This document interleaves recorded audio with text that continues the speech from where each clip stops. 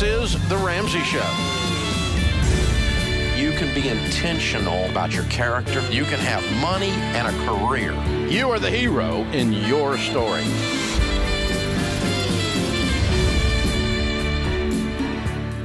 Live from the headquarters of Ramsey Solutions, broadcasting from the Dollar Car Rental Studios, it's The Ramsey Show, where debt is dumb, cash is king, and the paid-off home mortgage has taken the place of the BMW as the status symbol of choice. I'm Dave Ramsey, your host. Ken Coleman, Ramsey personality, host of The Ken Coleman Show, is my co-host today, which means we can talk about your money and your careers. Ken helps in 75 cities, Sirius XM, and a very popular podcast every day answering your questions about getting a job. Oh, that or a better career. Yeah, you know, I'm talking about helping you get the income you need and making the impact you want. We're combining impact and income. So you and I are like the 1-2 punch. I'm the one that says be cheap, and you're the one that says increase your income. Yes, but be cheap while increasing the income, and we get out of the baby steps faster. It's like boom, boom. That's it. Yeah, all right. And by the way, enjoy your work.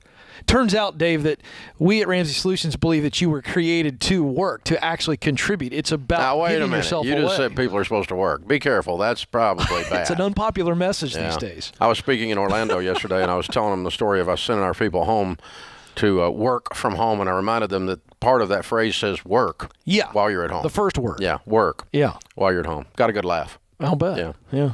It was kind of nice. I had 3,000 folks in a live audience yesterday in Orlando. How did that feel? Oh, like heaven. For a speaker, I have not. Just being backstage and putting a mic on felt good. I saw your Instagram. I saw that. I've never seen you actually take a picture or post a picture of just empty audio-visual boxes, which is what you did. And I smiled. I was like, yeah, you're just excited to be backstage. The team that went down with me, I was speaking for RE/MAX. They were doing a international convention. And the team that went down with me were like, oh, God, it feels so good to work. Yeah. It feels so good to get out here and do what we do, which is communicate with human freaking beings. It's just nice. Yeah, the energy had to be palpable. Oh, man, because you got to know, those people were dying to be in that audience, too. Yeah. And no pun intended. Yeah. Yeah, easy, Dave. Someone's going to misquote you because we know how unsafe we've been because of your lack of leadership. That's right. My lack of knowledge of COVID. Oh, Lord Jesus, help us. All right, open phones at 888-825-5225. That's 888-825-5225. Jeff is in Lexington, Kentucky to start off the day on this hour. Hey, Jeff, how are you? Hey, doing good. Ken, Dave. Ken, real quick, I called your show about a month ago with a question about my resume, and I did what you told me to do because I had an interview the next day. I got the job. I start 1 week from today. Come on. Here we go, Jeff. The Coleman magic resume trick. So what was his magic resume trick? What did he tell you to do? Just to tighten it up because it was a little bit, my job description was a little bit too much what I had in there, and it had gone over to a second page. And he said just to tighten it up and condense it down, and you can get it to a page. That was your magic? Well, Dave, you know. That's like me telling people to live on less than they make. Yeah, I was going to say, what's so magical about rice and beans? None of those beans you recommend are magical. No, but you know what? Here's the thing about Jeff. So I remember the call now, Jeff, and I'm going to tell you something. What people do is they feel like they got to put their entire work biography in there, and the reality is that people that are hiring, they're looking for one thing. Do we think Jeff can help us win? And he tightened it. He gave them the relevant work experience. We know that hiring managers spend 7.4 seconds, Dave, scanning a resume. So just do that in your head at home. That's more than I do. That's how much. Yeah, you're 4.7. No, you said 4.7. I'm under that. I'm half the national average. Anyway, all right, Jeff, how can we help you today? Well, I had a question. My investment advisor and I are having a little disagreement as to whether I should use my beneficiary IRA to pay off debt. And what it is, my wife and I are on baby step 2, and I'm wanting to do this over the course of like the next 24 months so that we can get 100% debt free. We've got basically a buffet of debt. We've got credit cards, 2 car loans, some student loan debt, and a home equity line of credit. I'm 53. I don't have any retirement savings of my own. My wife is 52, and she's got about $10,000 in a 401k through her employer. And where my investment advisor disagreeing on this is she's concerned if I do this, it's going to kick me up from a 12% tax bracket up to a 24 for the next 2 years. And of course, the loss of, principal in that time with being able to earn. I'm not wanting to cash the whole thing out, which would be an even bigger tax hit of like 37%. And just trying to figure out what the best way to do this is, and I would just How much debt do you have on the situation? How much debt do you have? Altogether, it's $136,000. Is that your house too? That's the home equity line of credit. Yes, sir. The house was paid for. When I inherited this. Okay, so you'd be 100% debt free, house and everything, with 130 grand. 136. Yes. Okay, Sir. and how much is in this inherited IRA? Right now, it's $441. Okay, and what's your household income? Projected. I've been out of work for the last year, but projected for the rest of this year, $89,000. Okay. This is mathematically incorrect in the short term, but it has all kinds of data to back up the advice. I would pay it all off tomorrow and pay the taxes. Wow. You need to keep in mind a 37% tax bracket. It does not mean 100% of the funds are taxed at 37%. It means the last dollars are taxed. We have a marginal tax bracket, a graduated tax bracket. So the first so many dollars are taxed at 0, the next so many dollars are taxed at 12, the next so many dollars are taxed at 20, the next so many dollars are taxed. And that's what the tax brackets do. It doesn't, when you bump a tax bracket, make your whole income taxed at that bracket. It's only those last few dollars that are taxed at that bracket. All of that's going to be offset by the fact that you got rid of all this interest that you're paying. You're 100% free cash flow. Now, the only way this advice works is if you follow the rest of our program, which means, dude, you roll up your sleeves and become an investment maniac. You're baby step 7. And you start investing a house payment. You fill up all your retirements. You max out everything you can get your hands on, and you start throwing mutual funds like a crazy man, and you use a big chunk of your income. I want you to invest everything you can max out all your 401ks, all your Roth IRAs. I want you to, and then invest a house payment above that. And any loss you have due to this, having cashed this out early, will be recouped in 24 to 36 months. Okay. If you don't do the last part, her idea is right. Okay. Should I just cash out enough to pay off all the debt? Yeah, that's all. Just enough to pay off all the debt and the taxes, whatever tax bill is created by it. Because you don't have the money to pay the taxes, right? No. So it's 150 grand. Okay. And you got 250 left, and you have this huge income, and you have 0 payments, and you're going to invest all of them, and you're going to be a millionaire in 36 months. Run the math out. I'm right. Okay. But the problem with people in the investment world is all of us that grew up in that world have seen everybody not do the second part after they did the first part. And then you retire with a lot less money because you paid off all your debt, and then you kept spending, and then you spent more, and you weren't on a budget, and you didn't follow through, and you didn't max out all your retirement like we teach you to do in Baby Step 7. Max out everything. And if you don't raise your right hand and promise to do that, don't follow part of my advice. It'll hurt you. Follow all of it, and it'll make you rich. Because I'm what's known as right. This is The Ramsey Show.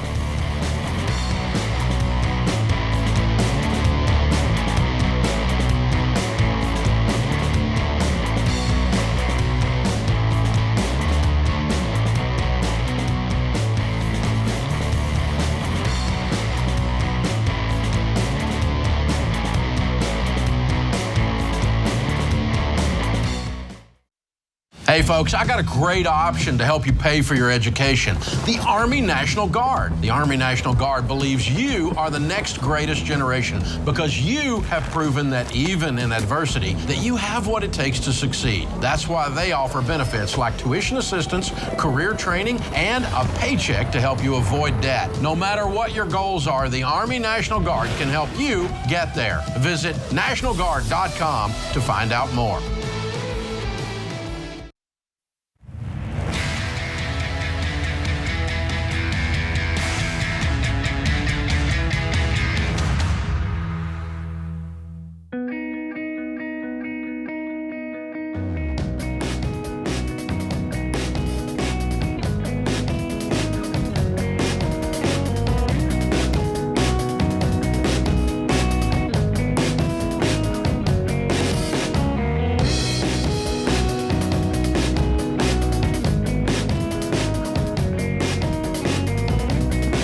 Welcome to the Ramsey Show. Ken Coleman, Ramsey Personality, is my co-host today as we talk about careers, jobs, and your life and your money. That's what the Ramsey Show is all about. It's all about you. You're the subject. Turns out you're pretty dadgum entertaining, I'll just say. Dustin's in Kansas City. Hi, Dustin. How can we help? Hey, Dave. Sorry, I'm a little nervous. I've been watching you for the last year and a half. No troubles, man. We never lost a patient. What's up? I got this is my third house I've bought. I flipped the first one. Second one I was planning on flipping, but it had some septic issues, so I didn't get as big of a return on it. I'm on my third one. I have a 1.5-year-old daughter. It's getting hard on me, my wife, and my daughter to keep flipping these houses and living in them. This is the last house I got. I got about, so far, $30,000 into it. I got about $60,000 equity. I'm just trying to get an idea of what I should do. I got about $25,000 in my bank account, and just trying to get an idea of what's next. What do you do for a living? I work for a roofing company. Okay, good for you. Okay, what's your household income?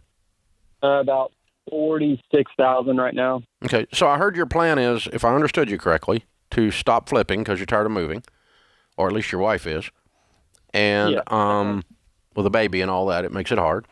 And so you're going to settle in. Are you going to settle in on this property, or are you going to flip this one out and buy the one that you settle into? I think that's the goal, is after this one to be done for a little while, at least. Okay, because you didn't pick this one out to live in. You picked it out to flip. Correct. So you're going to pick the one out to live in, flip into that, hold an emergency fund of 3 to 6 months of expenses, and everything else goes into your down payment to minimize the amount of debt you have in the one you're going to stay in. 15-year fixed, where the payment's no more than a fourth of your take-home pay, and you have no other debt, right? We have a Jeep. We have about $15,000 on it that I owe. Okay, you need to pay that off. Probably go ahead and pay that off today. Okay. That'll leave you $10,000 in your account, and you're debt-free except the house. Put the house up for sale, then buy your other property when this one sells, and roll everything beyond 3 to 6 months of expenses into this property, and don't take on a payment that's more than a fourth of your take-home pay. And then you're set, man. You're on the track to go ahead and start your long-term investing, 15% of your income, baby step 4, going into your investing, and start your kids' college fund for that baby. And then any other money you can scrape together, let's get this house paid off. Long-term, what I would be doing if I'm in your shoes, because you've obviously had some success at this, is I'm going to not only get your home paid off, and once it's paid off, I'm going to build up a house fund to do flips with in cash from this point forward. But that's probably 7 to 10 years from today is what my guess would be. But I did that for a long time. It's a fun business. Only I was stupid. I did it with debt. And that's one of the reasons I went broke. So I wouldn't want you to continue doing that. But I think you've had a good run here. Let's use it to settle down the family, get everything paid off, and then you can go back to doing the business cash later. What do you think, Ken? I absolutely agree, because as a roofer, maybe he has designs to be his own boss one day. Certainly as a roofer, he's got all these connections. I think take a deep breath, like you said, and before you know it, time flies. The child's older, maybe number 2's along, and you're not having to live in them to be able to flip it, which is what you're recommending. I think it's a great decision. Gives him a lot of options. Yeah. So I think this is one of those cases where your wife is right, and it's wise to listen to her. Yes. Happy wife, happy life, it's been said, and I can attest to that. I think Jeff Allen, our friend, the comedian, came up with that one. Yes, he did say that. That's right. He called her Buttercup, I believe. I'm not even going to talk about this. Okay. All right.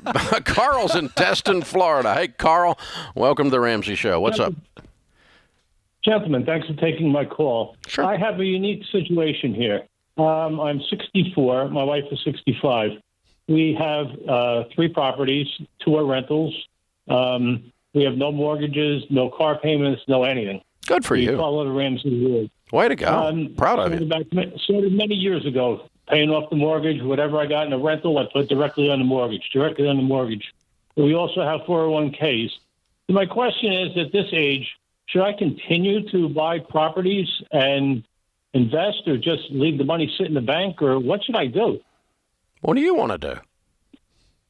I don't know.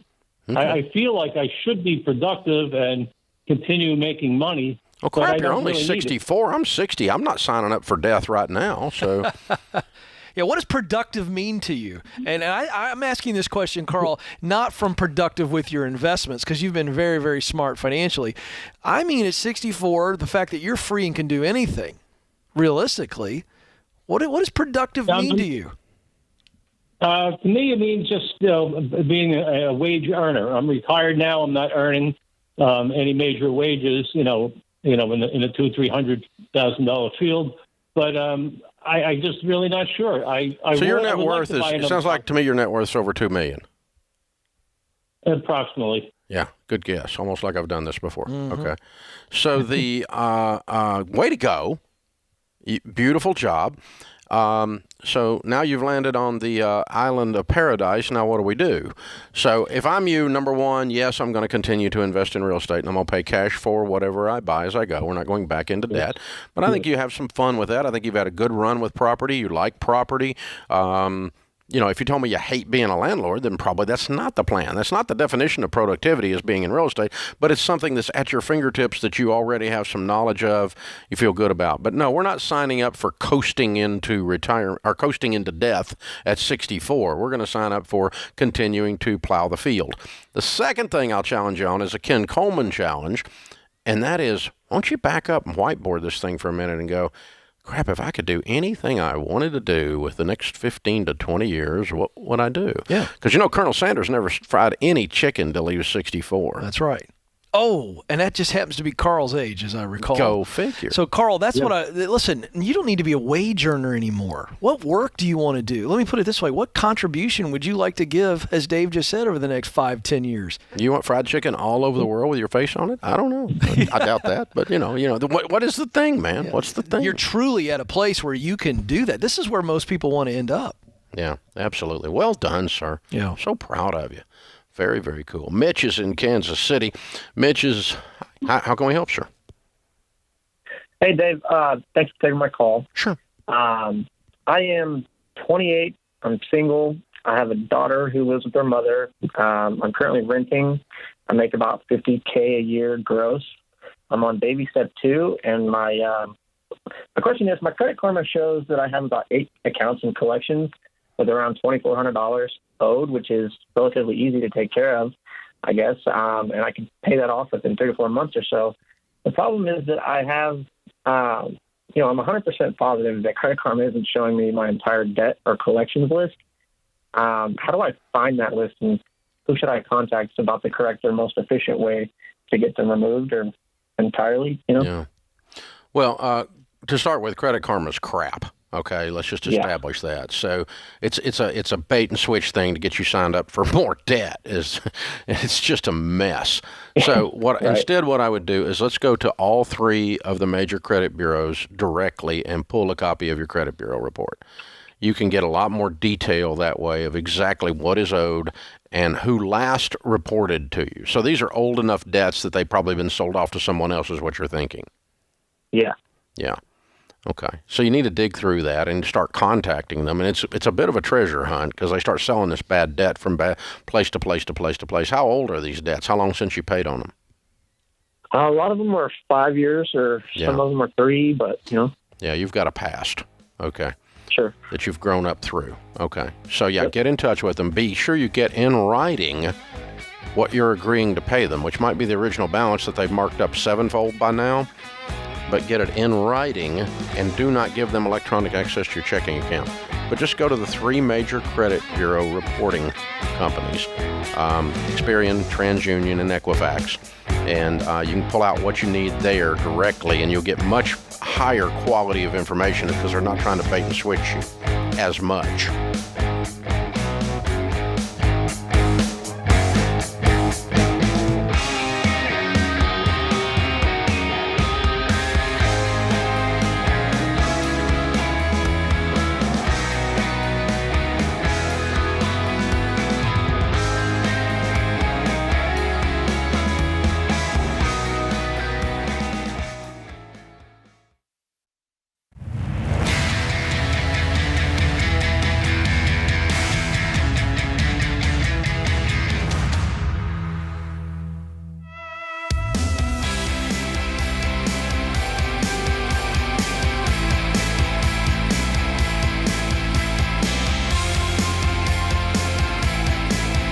In the lobby of Ramsey Solutions on the debt-free stage, Deshane is with us. Hi, Deshane. How are you? Hi. Welcome. Where do you live? San Antonio, Texas. Very cool. And all the way to Nashville to do a debt-free scream. Yes. How much have you paid off? $95,000 in 15 months. Whoa!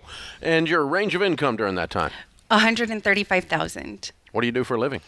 I work in project management at USAA. Oh, good for you. Wow. And you're obviously great at it. Congratulations. Thank you. Very well done. What kind of debt was the $95,000? I had, majority of it was credit cards. I had a car loan. I had student loans. And then I had some taxes that I needed to pay for. You were just kind of normal. Yes. Little bit of everything. Yes. Just bumping along. Everything seems normal. All the money comes in, all the money goes out. What happened? What changed everything? Well, I was married for almost 20 years, and I went through a divorce. And during my divorce, I inherited all that debt. How'd you get it all? I just wanted to be done with my marriage. Oh. And I was willing Worth to anything to get rid of him. That Yes. kind of guy. Yeah. Okay. We're better now, but yes. Yes. Oh, now that he lives miles away. Yeah. All right. So you take on $95,000 worth of mess on your own to clean it up coming out of a divorce. Yes. That had to be scary. Super scary. We were in collections. I had no idea where to start. I was in such an emotional mess. Yeah. Definitely financial mess. And a lot of the debt that we incurred in our marriage from a credit card perspective, that was all me. And so I went to church. I attended this program, and that's where I met the Scullys.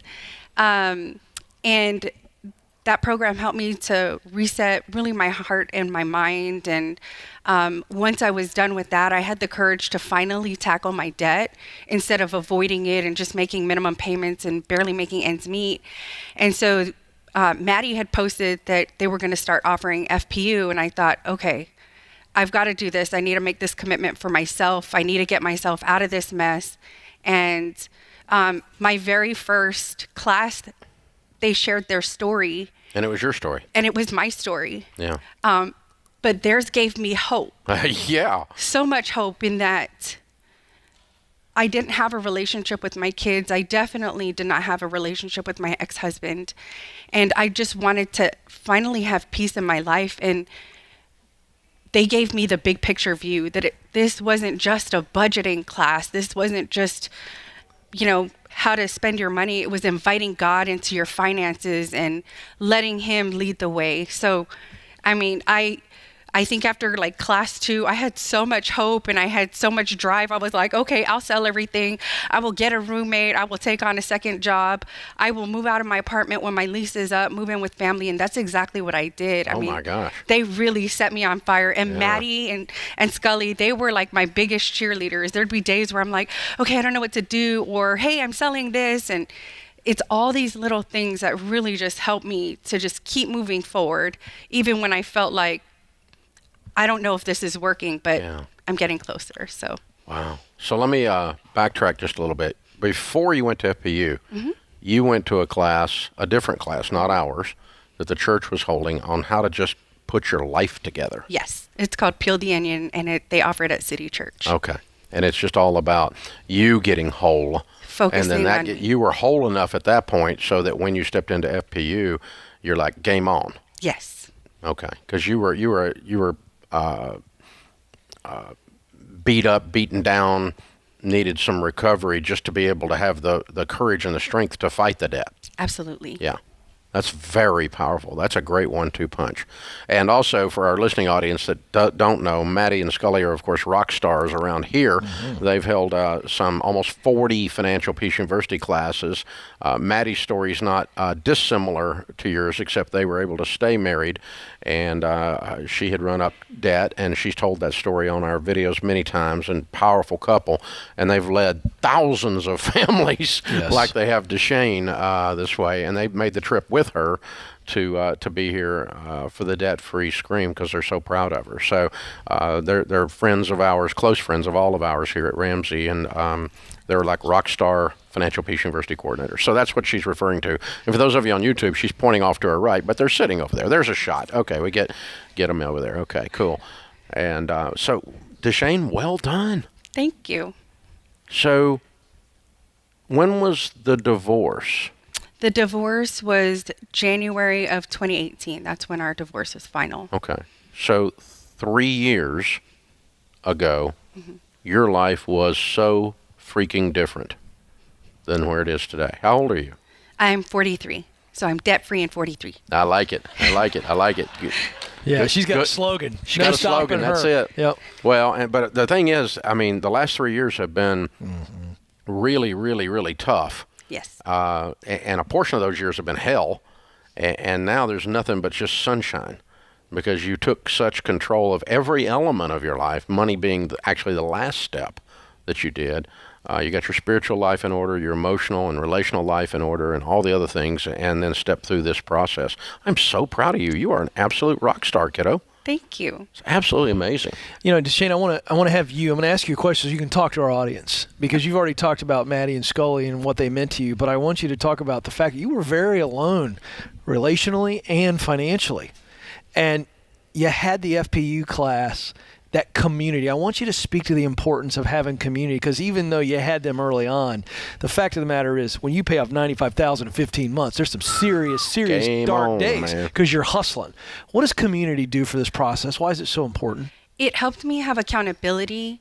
People were asking questions, having conversations in class and, in our Facebook page that I hadn't even thought about. So I think there was a time where Scully had asked a question about what would you do if you were debt free? And that's something that I had never, ever envisioned in my life because I have just known debt forever. And that was one of the biggest things where I realized, like, if, I shared previously that there was a scripture that came to my heart, which was where there is no vision, the people will perish. And I had no vision for my finances. I had no vision with what to do with my life. And I just let chaos lead me. And being able to have people that were focused, that had goals, I could finally see that as an example in my life. And so that helped me out tremendously. I just went to church. Yes, sir. Yes, amen and amen. Preach it, girl. Wow. So powerful. So powerful. All right. So now you're an expert. What's the key to getting out of debt? Consistency and discipline and accountability. I mean, there's a lot. There's a lot that I can focus on, but there were days where I was like, I don't know that I can continue to do this. I used to have family members tell me, well, that's not important. You can continue to be in debt. Debt is what everybody does. And that just wasn't for me. And when I was accountable to my finances, knowing that this is the Lord's money, knowing that I needed to be a good steward of that money, that helped me focus so much. And everything else that came with it, the financial amends with my ex-husband, the new relationship that I had with my kids, that was way more important than the things that I was surrounding myself with in my life. You're powerful. You are a powerful woman. That's amazing. Well done. Very well done. Well, we've got a copy of Rachel Cruz's latest New York Times bestseller, Know Yourself, Know Your Money, which will be a bit poignant for you. That's very fun. It's a beautiful text for the situation that you're in today. I'm so proud of you. All of us at Ramsey are, and I know Maddie and Scully are. They're over there both crying like little girls. And so Scully's a bigger crier than Maddie is. He's like me. He cries at Applebee's commercials. So, but well done. Well done. So well done. All right, here it is. Deshane, $95,000 paid off in 15 months, making $135,000, and she redeemed her whole life in the process. Count it down. Let's hear a debt-free scream. 3, 2, 1. I'm debt free!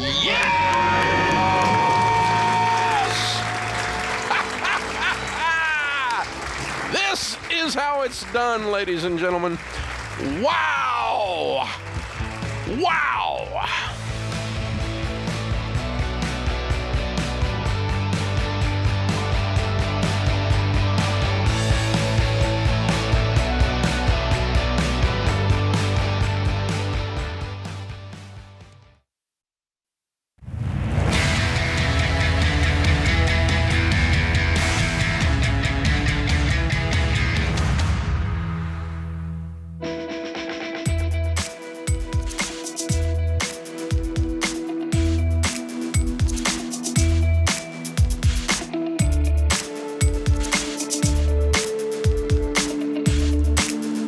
Ken Coleman, Ramsey Personality, is my co-host today.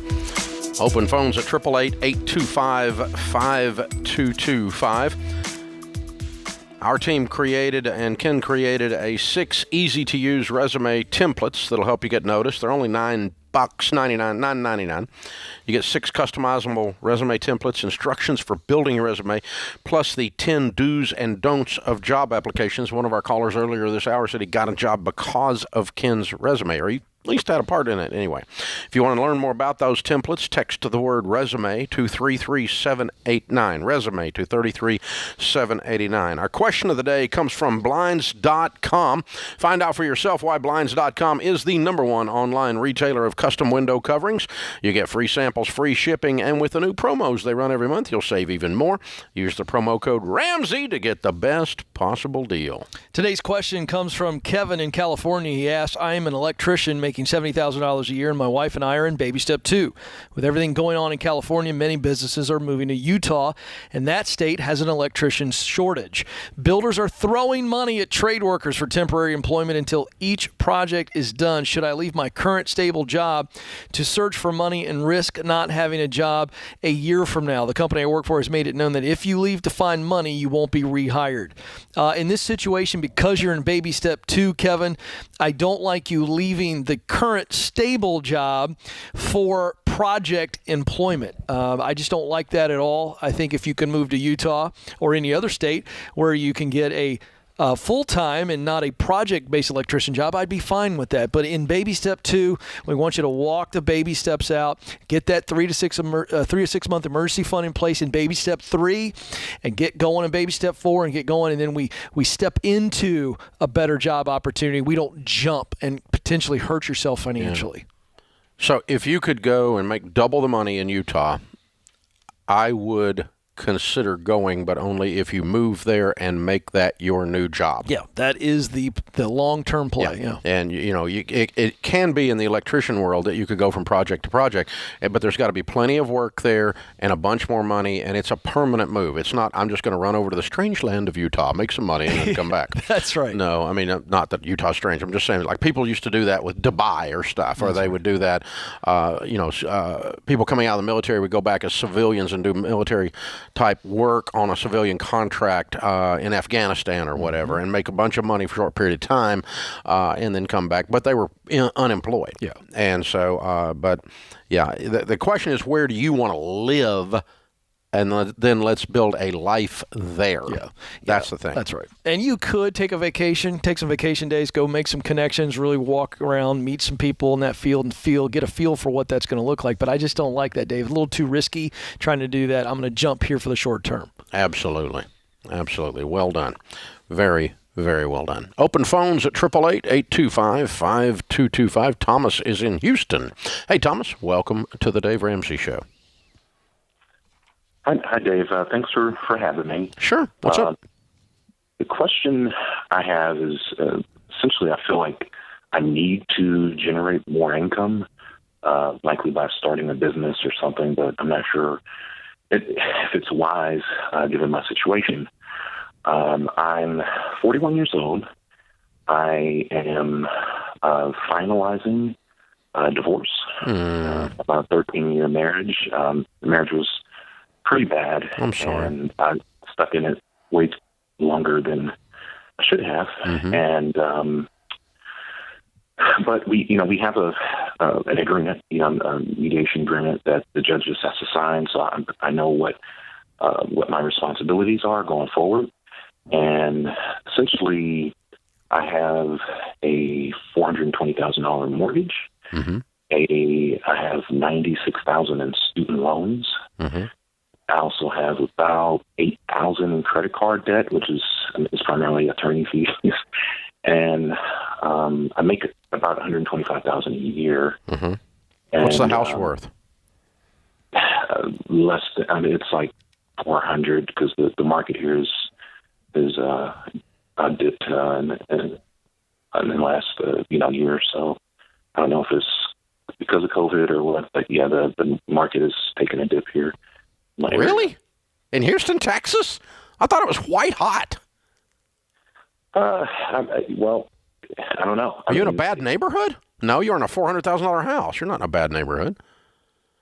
Yeah, I mean, that's what I thought when I I bought this house almost 2 years ago. But there's nobody there but you after the divorce, right? Excuse me? I'm sorry. You're the only one living in the $400,000 house by yourself after the divorce, right? No, so we're going to share the kids 50-50. I have 3 kids. Well, there's technically 2 kids in the marriage, but I have custody of an older of the oldest child from the previous relationship. But so one child is staying with me 100% or near 100%, I should say. And then the 2 children in the marriage were. How old are these 3 kids? 13, 10, and 7. Okay, what's your question? So, I mean, it's just the whole thing is just very discouraging because sure. When I put my details in, I went on your website to use the student loan payoff calculator, and it seems like it's like upwards of 10 years. No, not even close. Not even close. What do you do for a living? I'm in engineering and operations for medical devices. Okay. And how old did you say you were? I'm 41. Okay. Thomas, Sharon and I, when we were 28, went through losing everything, and we were bankrupt and had to start completely over, and it crushed us emotionally, mentally, spiritually, financially, everything. We were just powder. And I hear that pain of being at the worst moment in your entire life so far in your voice. Am I missing something? I don't think you are. Yeah. So would it be fair to say, and this is not name calling because it's where I was, would it be fair to say you have less confidence today than than the normal Thomas has? Absolutely. Sure. I mean, that makes you like a human, by the way, okay, with the hell you've been through.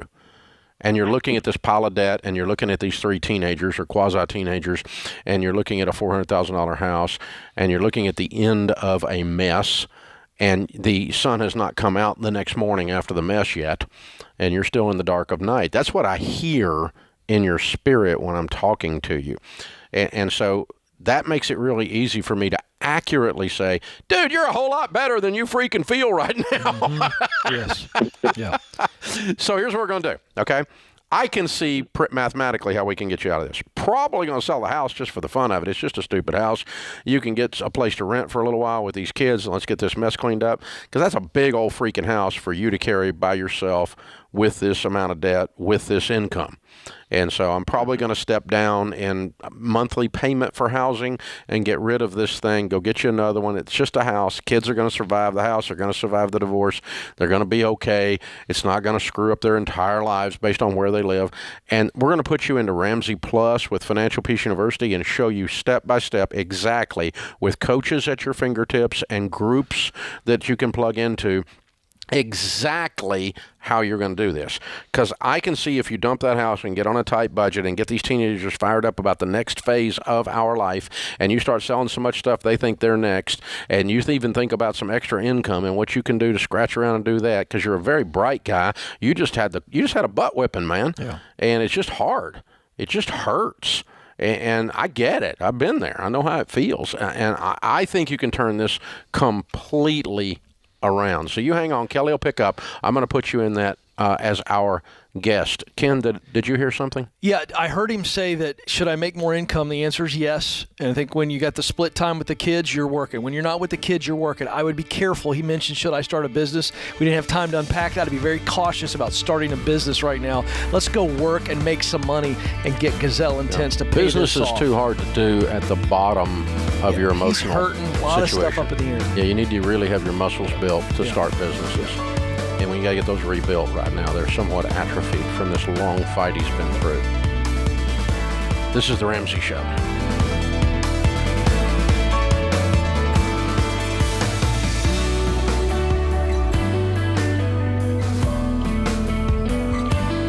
have a friend or family member that needs a daily dose of Ramsey advice in their life? Let them know about the Ramsey Call of the Day podcast. It's a quick hit of advice about life and money in under 10 minutes. Check out the Ramsey Call of the Day podcast wherever you listen to podcasts.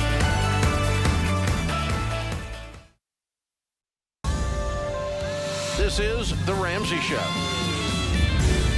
You can be intentional about your character. You can have money and a career. You are the hero in your story.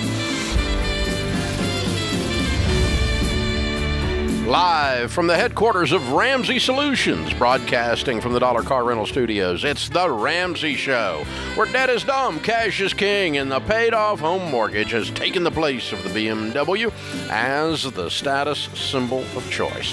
Ken Coleman, Ramsey personality, expert on careers and you getting your next job, is my co-host today. So we'll talk about your careers, we'll talk about your life, we'll talk about your money, all right in front of you. The phone number is 888-825-5225, 888-825-5225. Mike is with us in New York City to start off this hour. Hey, Mike, how are you? I'm doing well, Dave, and yourself? Better than I deserve, sir. How can I help? All right. So essentially, I had a couple questions. I graduated from college here in May of 20. I'm a pandemic grad. Didn't get to have graduation, but they mailed me the diploma, so I guess that counts. Yep. So I racked up about $146,000 undergrad. 23 of that was public. The rest was private. It gave me anxiety in college. I got out. I was fortunate enough to get a job out of school. I've refinanced the private one twice, down from about 7% to like 3.38. So that's great. Good. You made some good moves there. Good. What's your degree in? Finance. Okay. So I work in financial services. So I have for the last 9 months. So I live at home.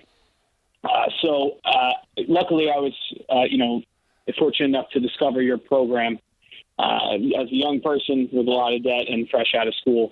I got, like I said, I got a job, and I make about post-tax about $3,500 a month. Of that, I'll put $1,450 biweekly towards the debt. So about $2,900 a month, and then they give me a little bit, about $2,000 a year. So it's about a little over $3,000 a month I pay back. So like in 9 months, I've paid off probably $32,000. It sounded like $114,000, so I probably paid off like $32,000. So good for you. That's good. That's good. So my question for you essentially is a couple things. I don't want to live at home like for a long time. I have a long distance girlfriend who's 4 hours away, and I'd like to be closer to her at some point. My question to you, and something I wrangle with, right, is I have a good situation here. I'm able to shovel a lot of money. But I also feel like if I move out, I elongate my timeline because I'm not paying rent. I am fortunate enough to have that. So I wrestle with, like, do I stay at home? Am I stunting my personal growth? Should I go and chase, like, I went to school down south. I'd love to live down south, but, like, also that incurs rent and other expenses and things like that. So I'm just torn, like, whether to stay at home till I'm 25, 26 at this blistering pace. Where's or where's the girlfriend? She lives in D.C. Okay, is that where you're talking about going? Is that down south for you? No. I'd like to go to like a southern city, like Charlotte, Charleston, Nashville, something like that. Charlotte and Nashville are both really strong financial centers. Mm-hmm. So you don't make a lot of money. I'm kind of surprised. But, I mean, are you on some kind of quick upward track with your career? Yeah, I mean, I humbly, I expect to be promoted in the next, 3 to 6 months. Yeah. What exactly are you doing? Essentially, it's basically a financial advisor training program. So get licensed, Oh, okay. So you're running on a stipend until you get a client base built. Yeah, essentially. So it's more of like an assistant, to the person. Yeah. Then once you, get some traction, then you start talking to people. Hey, Mike, what's your payoff date right now if you stay at home? if I stay at home with about 100, so quick math, say I always like try, what is it, hoping for the best but expecting the worst. Like if I just stayed at this salary, right?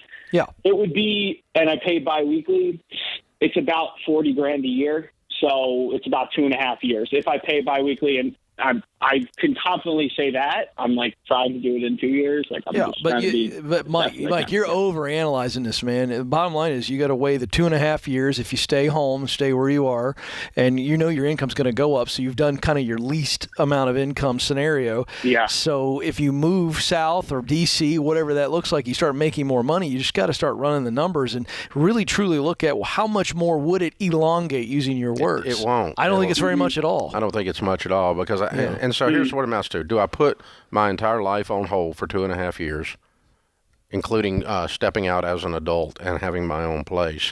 Or do I step into some of these things, like a new position, and you start shopping for that, use Ken Coleman's materials and land that in the city that you want to be in, and making even more, or or the chance to make the same but at a lower cost of living than New York City, and the New York City market, whatever it is. And so, because Charlotte is less expensive than New York City, or the area around New York City for sure, or Nashville would be, or Dallas would be. So yeah, I think you got to make these moves. And the truth is that what will happen inside of your soul will cause you to make more money because you're living your life, man. And instead of like, you're getting caught up in addition type math rather than multiplication type math. Yeah, it's really well said. And so because I think when you engage this relationship with this lady, you engage your dreams. You are on your own. You're out there leaving the cave, kill something, drag it home. You're going to blossom in ways you're not going to blossom in your other scenario that are going to affect your income. And so the net is probably not any elongation, but even if it is, so what? Do it anyway. Yeah, we're talking about a small amount of time as young as you are. Here's the other thing. You're not married. You got the long-distance girlfriend. Work a second job. Yeah. Knock the baby steps. I mean, get after it, man. And I think that 2.5 years can shrink substantially if you get after it. Yeah. The safe course is seldom the best course. Yes. I say that all the time. We have a world, Dave, that we've been trained to do the safe, smart decision. And I got a bunch of adults who call the Ken Coleman Show every day that did safe and smart, and they're miserable at 35 and 45. And what I mean by that, to explain that to you folks, is that we get taught that we got to go to the safe college, get the safe major, to get a safe job. If you're not more attractive to this young lady when you're out there on your own in the wild swinging, you're certainly more attractive to her dad. That is great perspective there. I didn't see that, but that's a very good point. That's a really good point. So you come in, sit down at my table, ask for my daughter's hand in marriage, and you're in your mama's basement, or you're out there swinging and you're scared to death and you're fighting and you're scratching and you're clawing. It's a different conversation, Bubba. That might be 2 out of 3 strikes with Dave Ramsey, I know. And you could feel it in his voice. He was kind of looking for permission for us to go, can I fly? He was already going. We just need to kick him the rest of the way out of the nest. Fly, little bird. Hey, baby, fly. His mama's going to be so mad at me. Yes. This is the Dave Ramsey Show. Oh, no, it's not. It's the Ramsey Show.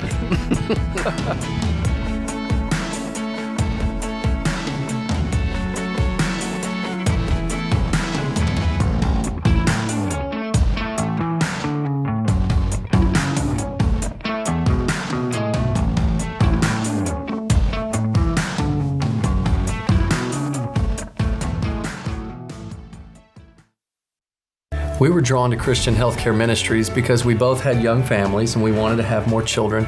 And we had also just started a real estate company and needed to find healthcare coverage that would meet our needs. We were attracted to CHM because of its low monthly costs and the ability to negotiate medical costs down. Established in 1981 and accredited by the Better Business Bureau, CHM is here to meet the needs of your growing family or small business. Check us out at chministries.org/budget. We absolutely believe in it.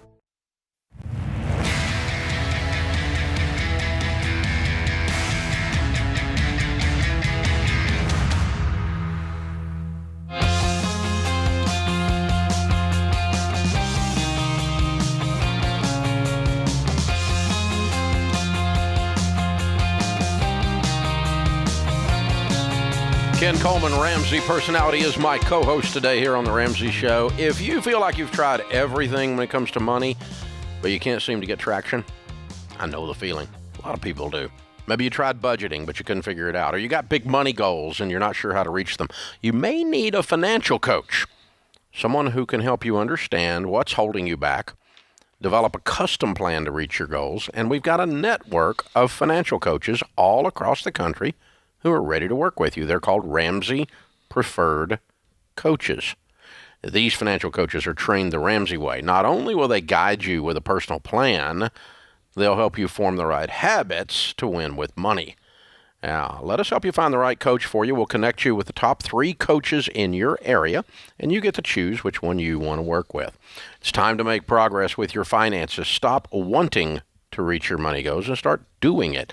To get started, text Coach Me to 33789.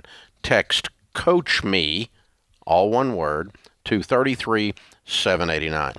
Grace is with us in Kansas City. She's in Northland Christian High School's personal finance class with our curriculum. Hey guys, how are you, class? Oh, he's saying hi to class. Okay, hold on. I'm not on speakerphone. Oh, that's okay. That's okay. I love it. All right, Miss Grace, how can we help? All right, so we've been watching your content in our class for quite a bit, and we thought it would be fun to call you. So our little question we came up with was, if your spouse is in a pretty financially, pretty unstable situation and you're not, what's a good plan? What's a good place to start to handle that? Okay. So that's a weird question for people in high school, but that's okay. Yes, I still like it. It's a good question. Well, to start with, what we would teach people to do is to get on the same page with each other so that one of you's not carrying the other one and one of you's not holding the other one back. In other words, there's not her money and his money. It's our money. And so whatever money comes in, we are going to manage it together, and we are going to agree on a plan. We both have a vote on where that money's going to go, and we are going to stick to the plan that we agreed to. And suddenly the one that is struggling with stability has the other one for accountability, and the one that was trying to drag along the one who was unstable is no longer doing that because they now have a willing participant helping them and working together. And so, for instance, sometimes what happens is, not sometimes, almost always what happens is one is more of a spender than the other. I'm the bigger spender at my house. My wife's more of a natural saver. And so it did our marriage a lot of good 30 years ago for us to be on the same page and be in agreement on any spending that was going to occur before it occurred.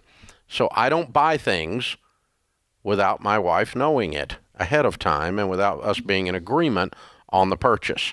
And she doesn't buy things without me knowing it. So we're on the same page. And I know, Ken, you and Stacy do the same thing. Absolutely. And the key phrase here that Dave just shared is willing participant. Those two things, we get these calls a lot on the Ramsey Show. We've counseled and coached a lot of couples where we'll have a caller will call in and say, "Hey, Dave, I'm using your steps, but my spouse isn't. How do I get?" This willing participant piece is really huge. That getting on the same page about finances is a relationship issue, and many times you've got to get healthy and get that relationship where it needs to be, to where both people are seeing this desired future and seeing how handling your money God's ways is the way to do it. And so that is always key. You've got to be on the same page. And sometimes relationally, you got to handle that first to be able to then take care of the money stuff. Yeah. So, Grace, since I've got the Northland Christian High School curriculum finance class, the whole finance class from the Foundations in Personal Finance captive, let's turn the question a little bit and take it all the way more, make it more relevant for you guys. Because the vast majority of you are not married, I suppose, okay? And so what it amounts to is this. We know statistically from doing this for decades that the number one cause of divorce in North America today is money fights and money problems. We know the number one thing couples fight about, which of course then leads to divorce oftentimes, is money fights and money problems. So if we know that this is the number one enemy of your future marriage, when you are dating, this is the number one thing you're going to make sure you're on the same page on before you become spouses. Ding, ding, ding. There it is. So you know, if you cannot, if you know you're getting ready to marry, you ladies are getting ready to marry a guy who just doesn't like to work much. Yeah. In other words, he's a lazy hound dog. Okay, and he's always going to struggle, but he's an artist, and he's fun, Yes. and he's a bad boy, or whatever it is that you think he's attractive, ha-ha, right? But at the end of the day, you know when you're 30, you're still going to be supporting this bozo. This guy's not marriage material.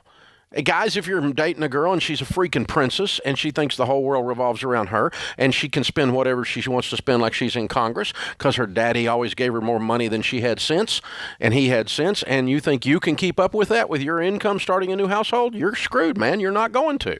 You're never going to make that little princess happy. And she's always going to make you broke. So if you can't get on the same page while you're dating, moving towards marriage about money, that is the ultimate reason to not get married, to not continue the relationship. Yep, I think it's absolutely right, Dave. I would tell Josie, I would tell Chase, and Ty the same thing. It ought to be non-negotiable. If this is what you believe about money, what we teach, and you really believe it, then it has to be it's a foundational issue before you even think about marriage. Yeah. Because can it be done? Have we seen marriages change after the fact? Yes. But why not avoid the pain? Yeah. Avoid the pain. I think that's great advice. Yeah, just so, again, you don't have to worry about this in high school, but later on when you're entering more serious relationships that are going to lead to marriage, do not go forward with those if you're not paired on this issue. If you can't get agreement that this is how we're going to live our life. We're not going to spend like we're in Congress. We're not going to buy cars we can't afford unless we can pay cash for them. We're always going to have money saved. We're going to live on a plan. We're both going to be in agreement. We're going to combine our finances. These are things that indicate that you're working together going forward. You will save yourself, young people, an amazing amount of heartache if you don't try to train your spouse after marriage. That's true. And here's the other thing. Don't just talk to them about it and settle for the, yeah, I'm fine with that. If you're going to get serious, now we're talking about down the road, as Dave's talking about, if you're going to get serious, before you say yes or you ask, look at their finances. Get them to show you. Again, somebody's got something to hide, won't show you. Yeah. I'm just telling you that. Somebody who's a mess right now and saying all the things, but their actual current personal finances are a mess, that's a red flag. I mean, I got to tell you. I don't mind if they're in a mess. I don't even mind if they're in debt as long as they're working their tail off to get it straightened out. That's correct. That they're actually acting on it, not giving you speech. We are not saying don't marry someone with debt. No, we're not saying We're that. saying don't marry someone who loves debt if you hate debt, because you're going to hate each other before it's over. It's not going to work. And so, you need to be on the same page with that. And the marriage folks in the marriage field, and Dr. John Deloney confirms this, that there's tons of research that backs up the other three areas, by the way, while we're in this, that you need to be in agreement on prior to marriage are religion, kids, whether to have them, how many, and how to treat them, and how to deal with the crazy people in your family, the in-laws. And there are crazy people in your family, and if you don't think there's crazy people in your family, that means it's you. Because everyone has crazy people somewhere in their family. And so there you go. Yeah, you need to be in agreement on, boundaries, kids, religion, and money. Yep. And if you can lay those things in place as a healthy dating relationship, your statistical chance of that marriage working out is very, very high. It's true. And of it being a high-quality marriage. Yep. Don't discount it, folks. I'm telling you. Dave's right on this. I mean, you gotta know what's non-negotiable. Yeah. How does life work, I don't believe there's a God. I hate God. I'm mad at God. I'm mad at people who think there's a God. And the other one is I worship Jesus 24/7. This ain't gonna work out, boys and girls. It will not. Missionary dating doesn't work. I'm sorry. Sorry. It's just the real world. And you can get mad and tweet about me. I don't look on Twitter anyway, so just have at it. This is The Ramsey Show.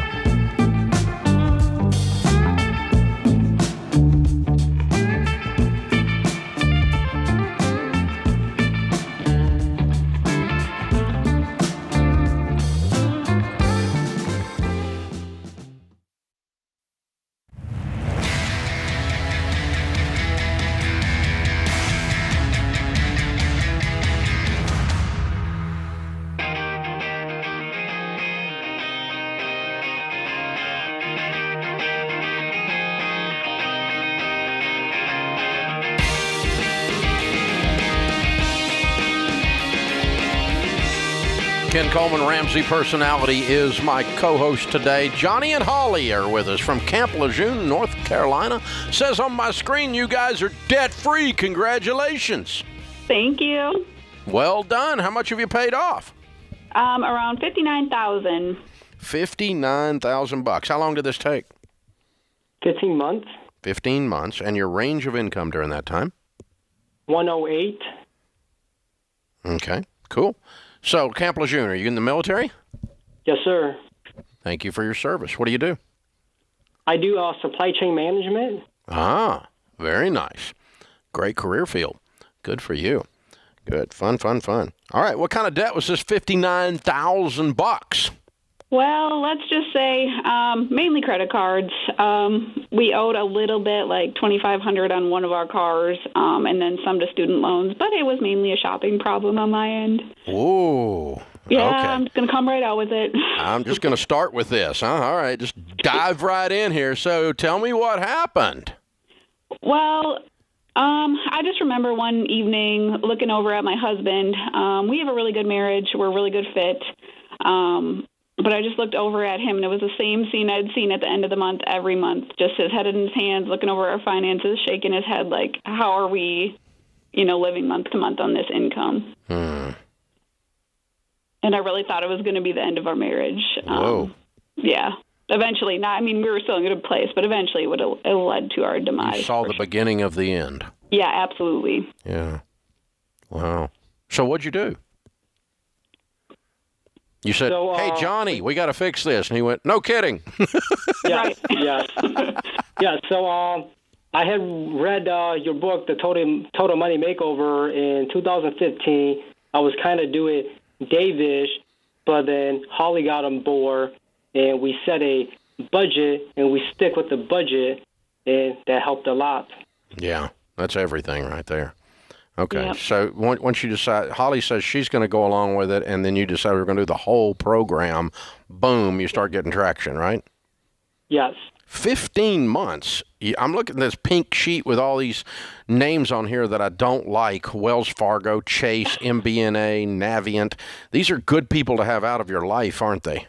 Absolutely. Yeah, and I like the big lines drawn through them on this. It's showing on the YouTube channel here. I'm seeing it. That was my favorite part. Johnny got to press submit on all the online stuff. I just like to cross off the debts as we went. That sat on a refrigerator for the whole world to see. Anybody that came in our house, that was up on display. We had no shame at that point. Yeah, it's the only shame is if it stays there. We're getting rid of it. Yeah, and that's game on. Game on. Which one of those, when you paid them off, you said, I hate you people, I'm so glad you're gone?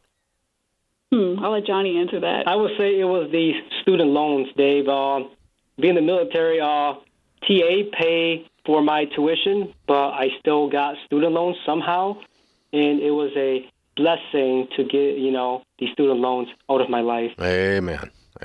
Well, congratulations. I'm so proud of you guys. So well done. How old are you two? 36. Okay. Okay. So in the last 15 months, Holly, you've reshaped your whole brain around money. I have. And you guys have joined into your marriage in a completely different way. Y'all talk about that for a minute. Well, I would just say we both worked. I was working up until recently. We're about to move here. So I would just check our bank account, and if, I don't know, I had a set number. If there was $700 in there, it was like, okay, I can still shop. Once it got under $700, I just asked Johnny, hey, how are we doing for money? And then once we started with this Dave Ramsey, I knew every single bill coming out. I actually had some things auto-paid on my credit card that I didn't even know I'd been paying for the last 2 years. That was eye-opening. Wow. What was that? Sorry, what? What was that? What were the two auto things? I had this karaoke app that I was paying for. Oh, my God. It was $25 a month that I had signed up when we got our daughters a karaoke machine. $25 a month for unused karaoke. Yes. That's the ultimate of insults. Yes. Oh, man. I love it. Congratulations, you guys. This is a great story. I'm so proud of y'all. There's a sense here that not only has your marriage been impacted, but that you did some growing up and you just stepped into a whole nother level of adulthood. Do you feel that way? Absolutely, and we've been very forward with sharing our story. We've always put our numbers out there. Johnny will tell everyone that stands still in front of him for more than 3 seconds about you and how you changed his life. Oh, man. So if you're around Johnny Hang, you've heard about his financial wins, and he wants everybody he comes in contact with to win too. So. Well, thank you, Johnny, and thank you again for your service. It's a pretty cool story, Ken. It really is. When we looked at that list on the YouTube channel, we got to see the debt snowball right there on your sheet of paper. That's some serious payments that you guys paid off in 15 months. That's getting with it. I'd love to hear some of the sacrifices. What did gazelle intents actually look like in your home? Well, a lot of it, oh, goodness, eating out. No restaurants. That was huge. Actually, keeping track of our food budget, that was another really big one. And just, when we made our plan every month, we stuck to it. Every Dollar app was amazing for helping keep us on track. We didn't do cash. We did everything with our debit card and using the Every Dollar app. Wow. So this is a situation where you didn't get any more income. The income didn't increase. You just really budgeted and made it work. Yes. Because that's inspiring. Johnny being in the military, I was working for a non-for-profit that I absolutely loved. I loved my job, and neither one of us wanted to take more time away from our kids to do other side hustles or anything like that. So it was just mainly just behavior changes. So the military moving you now? You said you're getting ready to move again. Yeah. Yes. You know where you're going yet? We're going to Boston. Ah, okay. Another adventure. Well done, you guys. I'm so proud of you. We got a copy of Rachel Cruz's book for you. I try to say it here. Know yourself, know your money. That's the as if I didn't write the foreword. Okay, so that's it. And so you hang on. We'll have Kelly pick up and get that to you if she hadn't already. We'll take good care of you. And I know you guys were scheduled to be over here, and we had the Nash Blizzard event over here, and you got snowed out on that. And sorry that happened, but we're glad we got you on the phone to do your debt-free scream. You guys are a great inspiration. Well done. Thank you. All right, it's Johnny and Holly in Camp Lejeune, North Carolina. $59,000 paid off in 15 months, making $108,000 a year. Count it down. Let's hear a debt-free scream. 3, 2, 1. We're debt free. Yeah! Well done. Oh, that's amazing. Beautifully done. Beautifully done. That's an inspiring thing right there. For a lot of you spouses out there listening to this right now, if you are the Holly in that relationship, whether you're the husband or the wife, but you're the one that your spouse does the money, and you've looked over, like she looked over and saw Johnny's head in his hands so many times, shaking his head, knowing, I don't know how we're going to do this.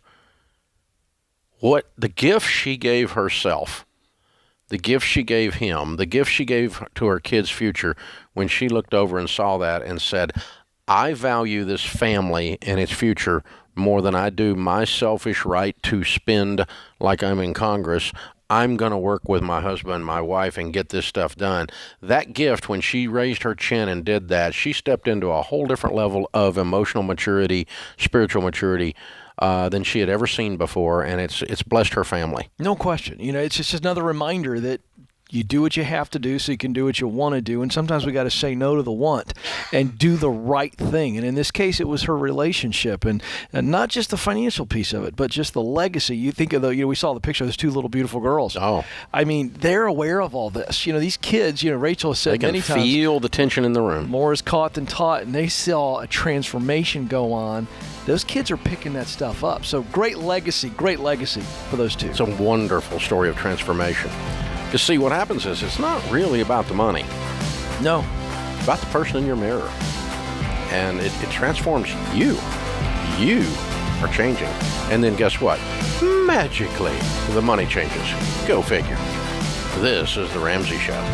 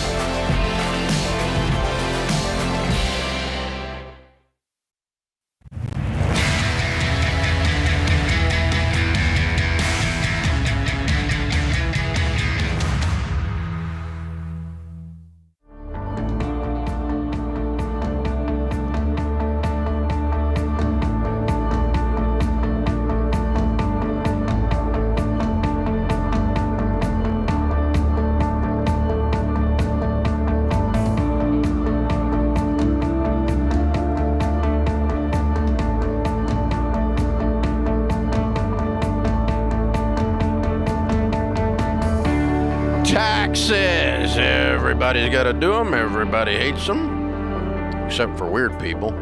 Nobody wants to screw with this. But with Ramsey Smart Tax, you finally have an easy, money-smart way to file online. The other software out there, it's not what it's cracked up to be. It is free, you say. Yeah, no, TurboTax is not free. For the vast majority of people who use it, they sign you up and then they ratchet up the price, and suddenly free turns into $50 or $60 or $120. And of course, they're going to jack you around and try to get you in 63 different credit cards while they're at it.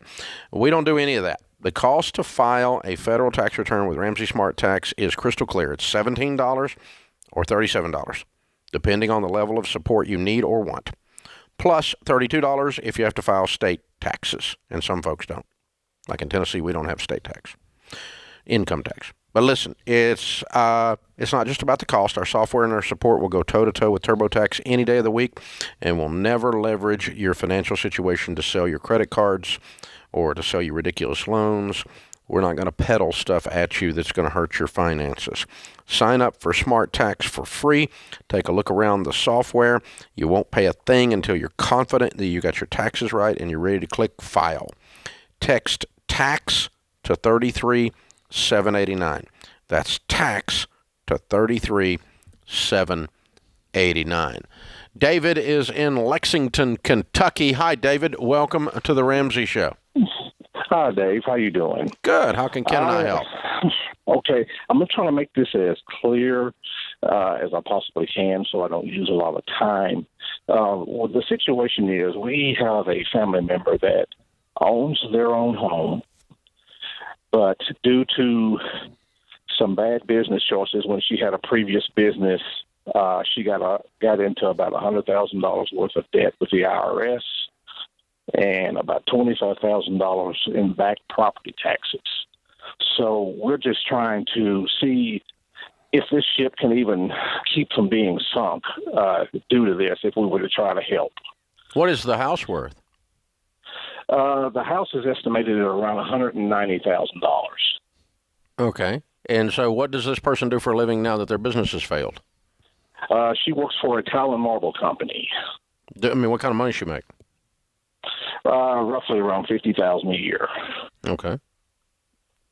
What's wrong with selling the house and her renting and starting her life over? Well, that's what that's the reason why I was calling you to see if that would possibly be the best outcome. Well, the IRS is going to take a lien against it. Okay. If they haven't already. And the property taxes are a natural lien against it. Yes. You know, she's lost this money, and unless you haven't proposed another way for her to pay this all back, has she got some other hidden gem somewhere that she can clear this up and keep this house? And see, that I don't think so, Dave. I don't either. I don't think you'd have been calling me. Yeah. You know, and that's the reason why before we tried to get on board, we don't want to get on board. How are you getting on board? Well, she had asked me to possibly purchase a home. And her live in it? Yes. It's a home up above, and then there's an apartment below. Yeah. So you know, I'm calling someone with all the knowledge that I know that's just going to steer me in the best direction. Yeah. Do you not think that that's going to end poorly? Probably. Yeah. Probably. I think we're delaying the inevitable, and it might be that you end up being the enemy at the end of this story, and I don't want you to be the villain when this is over. Yeah, you know, and at my age, I'm 62. I don't really want to incur that much debt at this time in my life. You know, I'm trying. Oh, you would have to go into debt to buy it. Yeah, well, some debt. Yeah. You know, that pretty much answers the question, then, doesn't it? Yeah. So the best thing for her is to take the extra cash above the IRS and above the property taxes that this house will yield and use that to start her life again and to start moving towards another home purchase someday soon. And let's put her into Financial Peace University and Ramsey Plus. I'll pay for it and help her get her hands around money. We've all done stupid things that brought pain into our life, and she has done that. And it's really sad, but we really can't keep the pain from happening. It's going to happen. Yeah. And that's what this move is. She's trying to keep from experiencing the pain that she's already signed up for. Yeah. And you're going to go down with it is the problem. So no, I would ask her to sell the house, but not to you. You know that this isn't the right move. Every time we ask you that, it's like asking you, do you want to put your hand in a bear trap? You'd say no. So, come on. I understand you're a good dude and your heart feels for her, but this is pain that, number one, Dave, she can get out of and she should get out of, and he should not take her pain on. Yeah. It doesn't serve any purpose. No. It's a real clean transaction to just tell her to get with a real estate ELP. And hang on, I'll have Kelly pick up, and we'll hook her up with Ramsey Plus for a year, and let her go through Financial Peace University. Let's be part of her healing and her rebuilding. Yeah, cheer her on. Rather than part of her denial. Yeah. Which, in a sense, this is financial denial. We're participating in her acting like this didn't happen. Total bailout. Yeah. Buy my house and let me live in it. And let me live in it, and then, and then I've still got all these same habits and all the same problems. No, I think issues are on the way. Linda's in Springfield, Massachusetts. Hi, Linda. Welcome to the Ramsey Show. Hi, Dave. Thanks for taking my call. Sure. How can we help? I'm a new devotee. I've discovered you. You're the only gift of COVID I've discovered. When I started working from home, I feel blessed already. Every single day from 2 to 5, I have YouTube on, and I've been listening every single day. Thank you. So I'd also like to give a shout out to the live chat gang on Ramsey Show on the YouTube channel. Yeah. Because I trip in there every so often. So my question is, I'm almost at the end of baby step 3. Because I've been really, trying to implement your plan. Great. But I'm also in your age group. I'm 62 and nearing, the age of retirement. I have a condo that needs. I've been in it 20 so years or so, and it needs a bit of work in different areas. Now, pre-Dave, I would have gone to the bank and taken out a loan, and then hired somebody and said, "I got this much money. Do what you can." Here's my list. And do it. But since I'm going to be cash flowing these things, I was wondering if you could help me with order of operations as far as hitting repairs and rentals. Mm-hmm. I don't want to have somebody come in and say, I want to put some additional ambient lighting in, replace my kitchen floor, replace my kitchen cabinets. Mm-hmm. What I would do is get bids on these individual things, and the bids need to include 2 things. One is the price of the thing you're wanting to do, and so you've got a price to save for, a target to save for. And then the second thing you want is how long the repair is going to take.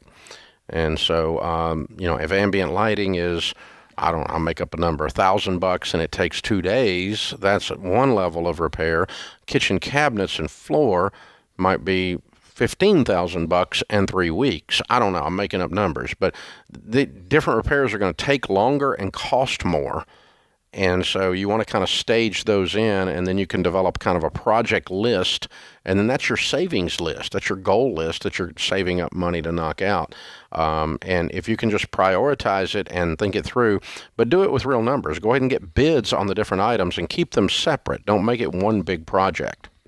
Yeah, I agree. And what I found, and again, she didn't say anything about selling this thing, but it's always a good idea to get with a Ramsey, one of our real estate professionals, and just have them come in or talk to them and say, hey, what are some good changes to make that always put me in a good position? Sometimes we want to do things, but it may not matter that much. So when you're thinking about that too, think about resell or, spend money on things that'll help it go up in value. That's and right. Help it sell, not things that don't move the needle at all and are very expensive. So that's the other thing you want to do with that. So just make you a good incremental project list, and then you can arrange it in whatever order you choose with the help of the contractor. So good question, Linda. We're honored to have you in the audience. Congratulations on your success. This is The Ramsey Show.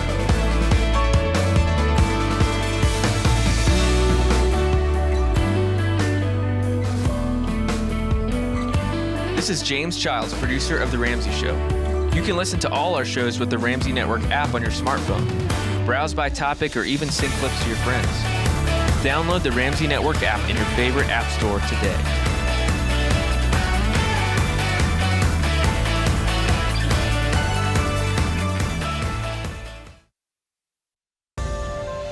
This is The Ramsey Show. you can be intentional about your character. You can have money and a career. You are the hero in your story. Live from the headquarters of Ramsey Solutions, broadcasting from the Dollar Car Rental Studios, it's The Ramsey Show, where debt is dumb, cash is king, and the paid-off home mortgage has taken the place of the BMW as the status symbol of choice. I'm Dave Ramsey, your host. Ken Coleman, Ramsey personality, and a host of the Ken Coleman Show, where he talks with people about careers and jobs all day long in 75 cities, plus a SiriusXM show, plus a YouTube and podcasts that are very, very popular. So, thank you for joining us. Open phones at 888-825-5225. That's 888-825-5225. Blake is with us. Blake is in Raleigh, North Carolina. Hi, Blake. How are you? Hey, Dave. How are you? Better than I deserve. What's up? Been waiting on you to say that. So I have a question. My wife and I have wanted to build a house, and every builder that we speak with has quoted us way over budget. So it seems that prices to build are continuing to go up, and so we have started to look at existing homes, but those are also very expensive. We're currently renting a two-bedroom single-wide trailer, and we have 2 children.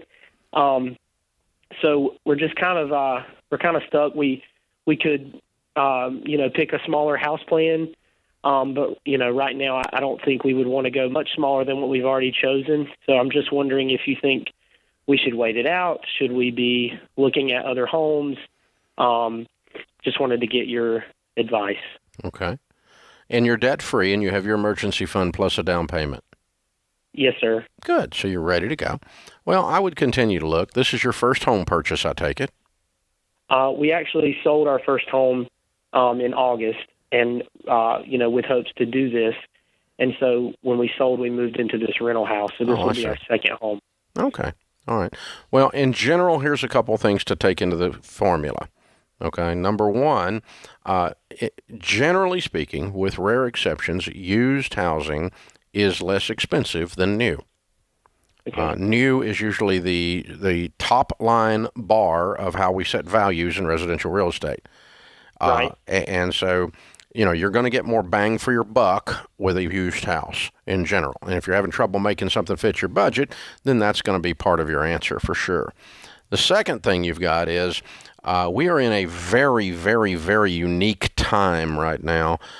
With the lumber factories being shut down during COVID, there became a huge shortage of lumber, and lumber prices have gone up exponentially in the last little while. And the largest cost item on your P&L or on your project list as you're building a home is lumber. And so we're even seeing builders in some areas not agree to lock in the price. Like, we'll bid you a house for X, but if lumber goes up more, we're going to have an escalation clause in that contract. I'm hearing stuff like that happening out there. Okay? Yes, and so, which I would not sign up for that, by the way. Okay. Steel is doing the same thing. I got a huge price increase on a building I'm building next door, our conference center that we're putting up that we're breaking ground on next month. We just got the prices in, and we've had a huge increase on the steel. Steel's done exactly the same thing. So these unbelievable high increases in prices on lumber and steel are temporary, but will they ever come all the way back down to where they were? I don't know. But it's a simple supply-demand thing that there was just not any, and everybody was chasing what few was there. And so when the supply dries up and there's high demand, it always drives price up. That's seventh grade economics. And so that's what you're facing on the new home building side. It's one of the toughest times in decades to build a new home right now because of escalating prices on all kinds of different things. And there's this huge influx of people back into the real estate market. There's a shortage of inventory in the real estate market across the nation. To give you an idea, February of 19 to February of 20, real estate went up 3.9% nationwide in value. From February of 20 to February of 21, it went up 14.9%. Wow. And so that's used housing. But part of that is that riding the cap of the shortage of inventory and the shortage of the lumber driving these lumber prices up. So if I'm in your shoes, I'm not going to ride it out. No, I'm going to probably go ahead and buy a used house. I'm probably going to park my plans to build until some of the smoke clears on this craziness that's out there. Let this market balance back out a little bit. You'll be able to get better attention from a builder, and you'll be able to get a more predictable, reasonable price. And that might be 3 years. But in the meantime, I don't want you in that trailer. I'd be buying something. That'd be my plan.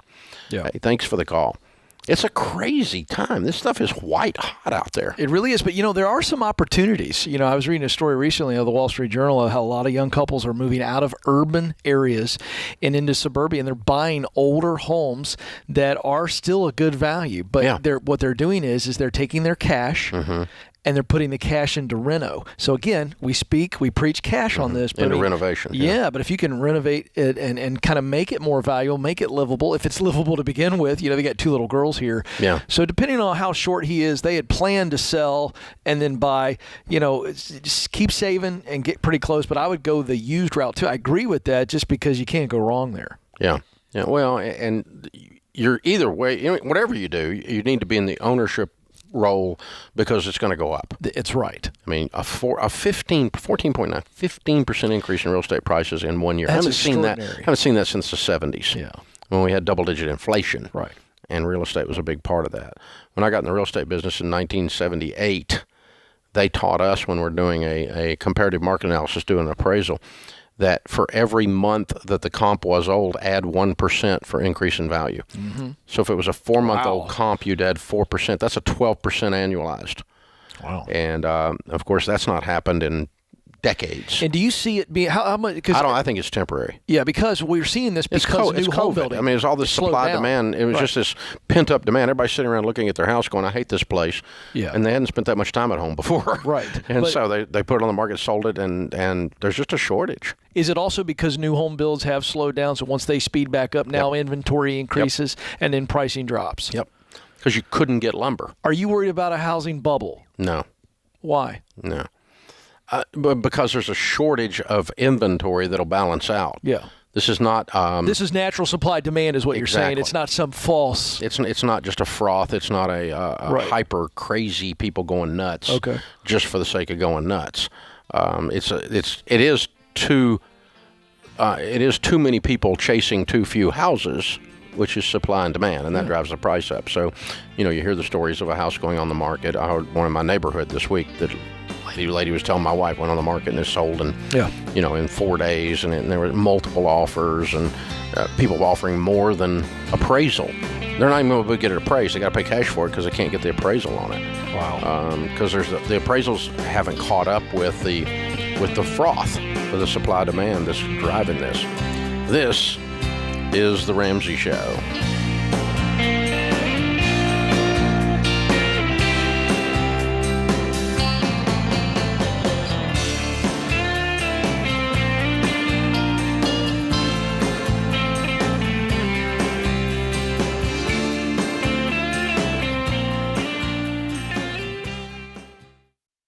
What makes our show unique is that we genuinely care about our listeners. We're intentional about choosing the best advertisers to recommend.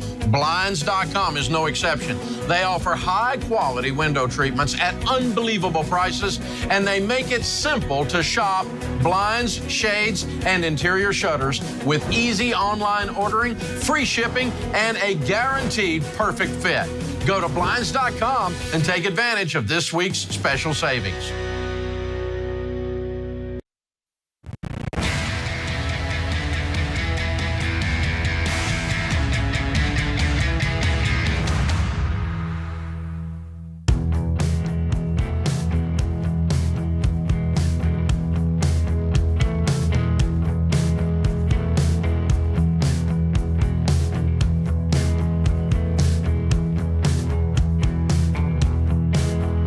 Ken Coleman, Ramsey Personality, is my co-host today. Open phones at 888-825-5225.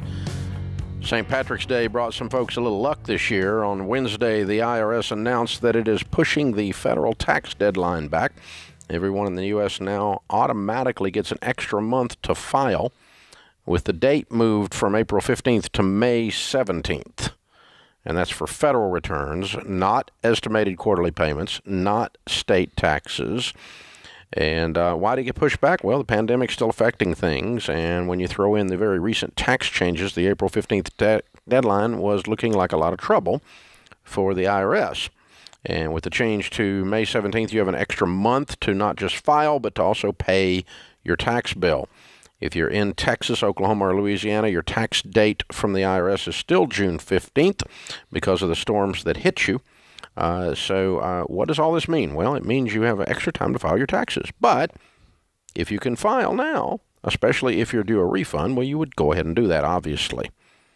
Now, if you need help filing or other online, either online or with a trusted tax advisor, we can help. We can hook you up with a tax advisor. We can hook you up with Ramsey Smart Tax.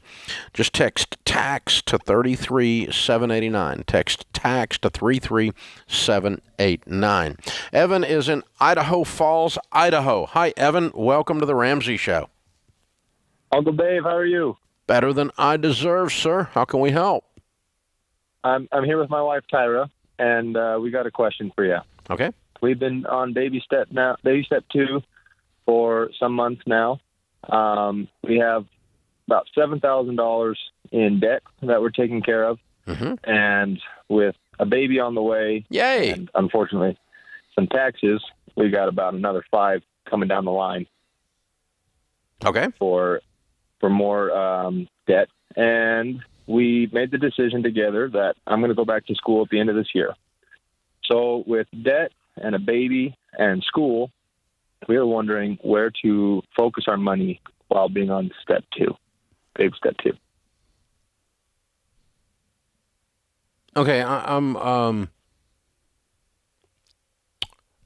it's incongruent for we made the decision to go back to school together at the end of the year if you can't pay for it when you're working to get out of debt. Those two things don't work together unless you can afford to pay for it after you're out of debt. What's your household income? Currently, just over $40,000. Okay. And so you need $12,000 to pay off the $5,000 in IRS debt and the $7,000 in debt. And you need how much to go back to school? With 3 years of school, I anticipate maybe no more than 10 a year. So let's say 30,000 for school. Yeah, and who's working? You're working during this time? We will be anticipated full-time school, part-time work. Yes. And how are you paying for $10,000 a year and paying for your family? We are anticipating some grants. Now, I guess you should know if those don't go through, getting a loan out for school is not an option for us. So. What kind of grants are you anticipating? I was under the impression that there's some grants out there to help families go to school, and now I don't know the math, but I was going to see if those are available and then do the math to see what it would cost and how much work would have to be done to continue. Why education. school? Why school? I'm just curious. What's the reason for going back to school? The field that I'm interested in requires a degree. What field? And the construction management. No, it doesn't. Yeah, that's a complete and utter myth. Dave knows a little something about construction. Lots of people do construction management all day long without the degree in construction management. You can work your way up the ladder. You know what that involves? Are you in construction? I am, yeah. Yeah. So you basically said you think you need a degree. Somebody's convinced you, or you just have this myth out there that you need this degree to lead people in the construction business. You're already in the construction business. So let's set that aside for right now. What's the payoff date? Well, as of before you called, you guys have been thinking through this. When were you planning to pay the 12 off? Our calculator tells us, what was it, Tyra? Do you know? To get our debt taken care of. Roughly. I think we're looking at 3 years. 3 years to pay $12,000 off? Well, you know what? You're right. With this new, with the baby bill and the taxes, that probably is increased by a couple years. No, dude, you missed what I was getting at. That's way too much to pay off that money. Yeah, this needs to be a matter of months, not a matter of years. Yeah, it's a small amount in the grand scheme of no, things. you're not going back to school till you're debt free. No. And no, you probably don't need to go back to school to do this. So, all of this to say that helps with the priorities a lot. I think you need to do some more. Is a 4-year degree in construction management necessary for you to do construction management? No, it is not a precursor. There's not a licensing issue. There's not a problem with that. You do have to have the knowledge to do construction management. And is that a way to get the knowledge? Yes, it is a way. There are other ways for you to skin this cat. And I would highly recommend you do the other ways because you have a family to feed and raise at this point. But, dude, you need a system where you are 100% debt-free in about 6 months. And that's going to involve like 2 extra jobs. Yeah. You're raising your household income and getting on a tight budget. If you made $1,500 a month delivering pizza 5 nights a week, which you can do as an example, you would be debt-free in just a matter of months if you threw all of that at the $12,000. And you got to get this IRS, whatever caused this IRS problem, it has to stop. And so that means you're under withholding or something else you did that you can't do anymore. But so here's your hint for the future. We don't need to make decisions that we can't pay for. So we made the decision, I'm going back to school at the end of the year. But we have no freaking idea how we're going to do it at this point, except these mythical grants that you have in your mind that I don't think are out there. I think you're going to have trouble finding those. I hope you can find them, and I don't mind if you go to school and pay for it, but I think you're going through a lot of trouble to try to increase your income, and there's other ways to do that on your career track. Yeah, first things first. I mean, I tell people this on the Ken Coleman Show. Look, we can pursue the dream once we get financially stable. And oh, by the way, when we get financially stable, meaning getting out of debt, getting the emergency fund in place, and then having a plan to be able to cash flow our getting qualified, you get there faster than if you try to do it this way, which is go to school. And I got to say this, Dave. I got to do a little rant here, and it's quick. But folks, if higher education isn't the only way to do what you want to do or the best way, then don't assume you have to do it. So ask the question, do the research. If I want to be in construction management and be successful, is a 4-year degree the only way to do that? No. Is it the best way? I'm not even sure on that one, to be honest with you. I'd have to do some research. I want to talk to Winston, your son-in-law, on that one, because I think if you get in the business and you really figure out from people that are construction managers, why I wrote the book, The Proximity Principle, get around some people, Sean, who are doing this.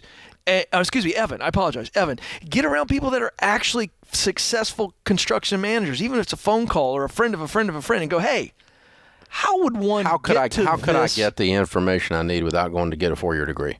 What? Just humor me, friend. Yeah. What would it take to get there without a 4-year degree?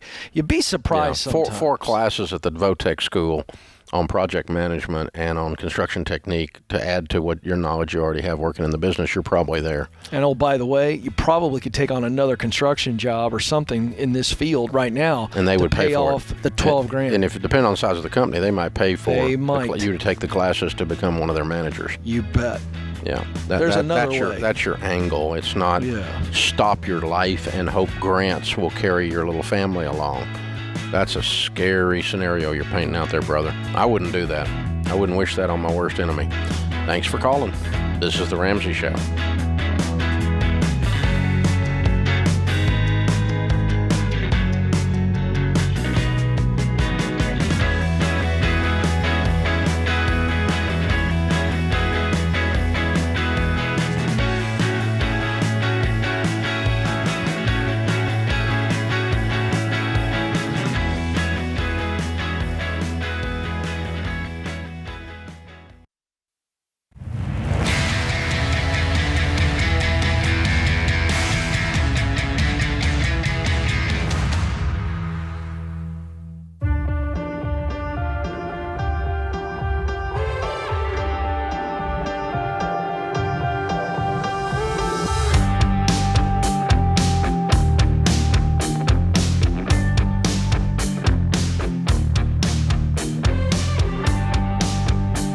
joining us. This is The Ramsey Show. Ken Coleman, Ramsey Personality, is my co-host. Sean is with us in Baton Rouge. Hey, Sean, welcome to The Ramsey Show. Thank you. I'm calling. I have a question about the baby steps. We're self-employed and we're trying to get on board with the baby steps. And I was just wondering, should we only have $1,000 being that we're self-employed for baby step one, or should we have more? You're not making any money, are you? Last 2019, the adjusted gross income was $188,000. Okay, then why are you worried about only having $1,000 if you're making $20,000 a month? I'm just trying to do the baby steps, and my husband. I know, but I mean, you're making $20,000 a month. Why are you worried about having $1,000? I don't know. I'm trying to make it make sense to him. I'm like, well, that's a common sense question for him. Yeah. You have $20,000 a month coming in. Why are you worried about only having $1,000? You got plenty of money coming in. Okay. I mean, if you had a major emergency, you would just twist, turn, and use that $20,000 and work it out, right? Yeah, because I'm like, I'm trying to get him to use the cash that we have on hand, and he's like, no, we need to keep this in case of an emergency. Yeah. So. He's also the one who got you into debt. Yeah. So his best plans aren't real good ones. Right. Okay, so I'll let him know. Hey, Sean, I got a great thing for you. You know, because we do this not just on radio stations all around the country, but we're on YouTube, you can actually take him to this moment, rewind, and let him just watch it for himself. Yeah. So how much debt have y'all got? How much debt have y'all got, honey? Between the business and personal, we have like $229,000. What's on the business? The business is $110,000. That's lines of credit and a PPL loan. Ooh. Okay, and what's the personal? The personal is $117,000, but that doesn't include the mortgage, and it's a vehicle, a HELOC loan, the IRS, and a student loan. How much do you owe the IRS? $12,000. Okay. And what kind of net profit are you making on this $188,000? What'd you pay taxes on? That's what we pay the business brought in $950,000. Oh, that's your actual profit. Yeah. Okay. Mhm. All right. How long you guys been running this business? 9 years. Okay. All right. Well, this is, I started our business on a card table in my living room, and we coach businesses through our Entree Leadership brand all over America and have for decades. And I can tell you what's happening here, okay? Just by the information that you've given me. And this is not, I was kind of poking fun and being sarcastic a while ago, but now I'm concerned. Now I'm a little bit concerned, okay? You have IRS debt. You're making clear close to $20,000 a month, and you're so discombobulated and confused, and there's so much chaos, so little organization, your accounting system sucks, that you still feel out of control. And this business, it has grown so much bigger than your ability to manage it. Yes. And so it's kind of like you feel like you've gotten in a real powerful car and you just learned how to drive. Yeah. I can hear it. I can tell. I can feel the numbers. I'm telling you, I'm just like, what am I supposed to be doing here? Yeah. Yeah. So here's what we're going to do. I'm going to send you a copy of our book, Entree Leadership, on how to run a business. It's our playbook on how we've run our business. It's not going to give you all the information you need, though. You need to get with a different person than you've been using to keep your books. Okay. How many employees do you have? None. It's just we just have subs. It's a home maintenance and remodeling business, so we don't have any employees. We're 1099 in the subs. Okay. Here's a book for you to pick up too. I'm going to give you 2 or 3 assignments that are going to help you with this, because you're classic. You have become very successful, and your success is going to be your doom, is how it feels. Does that make sense? Yeah. Yes. And I'm so proud of you. You've done so well, you and your husband. Okay, this is it's a great success story, but your lack of systems and your lack of accounting is classic in your world. Because your husband is a guy that can fix anything. He knows how to do any kind of construction project and get it done, and he knows how to run the subs. Right. But he hasn't ever learned, and I had to do the same thing, and everybody that's in business had to learn to do the same thing. You've got to learn to run the business side of the business. The second book is called The E-Myth, E-Myth by Gerber. Okay. By Gerber, Gerber. And Michael Gerber says in that book that you have to learn to work on your business, not just in your business. Right. And you guys have been working in the business and growing it up, but you've never stepped back and put the accounting systems in place to control the flow of the money, because you've got enough money to clean this mess up really, really fast when you get it efficiently managed. That's how I can tell. That's how I can tell there's a bunch of chaos. Yeah. And you need to start job costing each one of these jobs separately, and that probably involves an estimating package, a good estimating package with a good accounting software. And so the third assignment, I'm going to give you 2 books and an assignment. Read those 2 books, okay? Kelly, if we've got E-Myth, just ship it to her. If we don't, just ship her the information on how to get an E-Myth book. But anyway. Then if you go to DaveRamsey.com and click on Tax ELP and find one in your area there in Baton Rouge that helps with bookkeeping, and have them come in not to fix it all, but to start to teach you and your husband how to do an accounting system properly run that will help you get control of this. Because this money, you're trying to I did this for years, and I'm not making fun of you, okay? Because I've done the exact same thing. I tried to out-earn my stupidity. Right. I tried to work hard enough, make so much money that it overcame my lack of systems and my lack of accounting prowess and my lack of other things. And you run too big a business now to not increase your sophistication. It leaves you vulnerable to failure, that you don't need to feel the stress that you're feeling.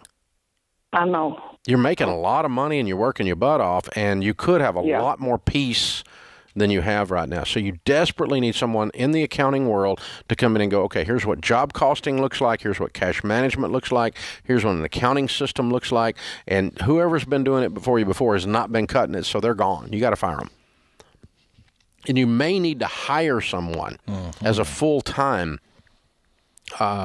bookkeeper, miniature CFO, whatever we want to call it, controller. Probably $60,000, $70,000 a year. You could put somebody on as a controller that could jerk a knot in this tail pretty quick and get it all straightened out and give you half your life back. And you'd make more money as a result of hiring them than they cost you. That's right. They're spinning plates right now, and they got to get some simplicity. That feels very complex.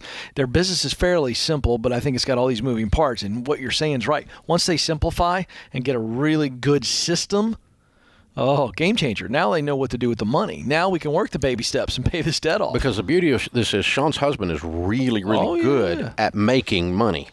That's a fantastic... It's a great business for to be in, number one. Number two, he's proven that he's good at making it. The problem is that the thing's going to, if you're not careful, it becomes very unstable, like a house of cards, and it'll fall in on you. That's right. Because of all the chaos. And the IRS hadn't been paid. Yep. We've got all these other bills that hadn't been paid off, and we make plenty of money to pay them all off. Right. You could clear it in no time. That's right. And that's why he's reaching and saying, I need more money in the savings instead of $1,000. Sure, they feel it. Yeah. He needs that pad because he has all this volatility going on, and all of that can go away with some systems and some processes in the accounting world. And it's really not rocket science. It's stuff you could do on a yellow pad if you knew how to do it. It's really not that hard, but you just got to have someone teach you and say, this is how this works, and this is what, you got to get this in control, and then let's lay out some cash flow priorities, and let's begin to clear these debts up. You could clear them up very, very rapidly. Yes. You could be completely debt-free in your world in about 2 years. 100% debt-free in 2 years. Would that be wild? That'd be wild. This is The Ramsey Show.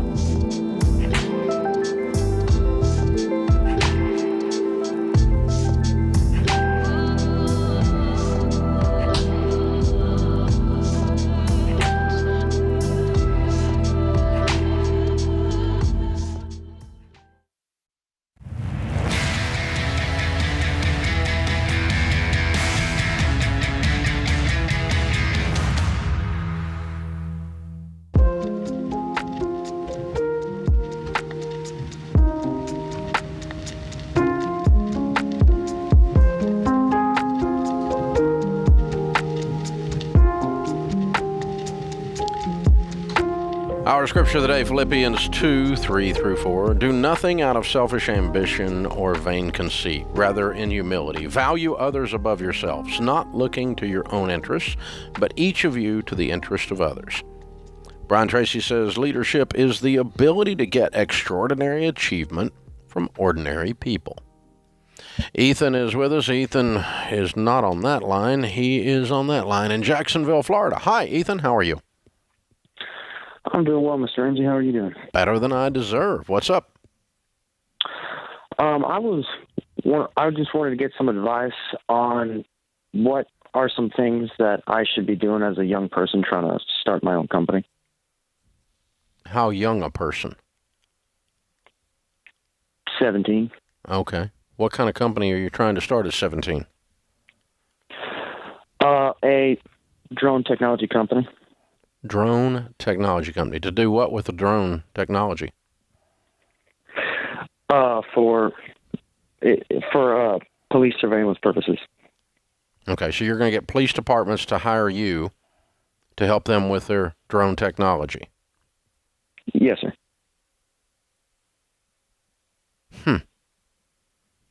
Okay. I'll play hard to get for a second. Are you okay with that? Yes, sir. One of the problems you're going to have to solve is why would a police department hire a 17-year-old to do that? That is a valid point.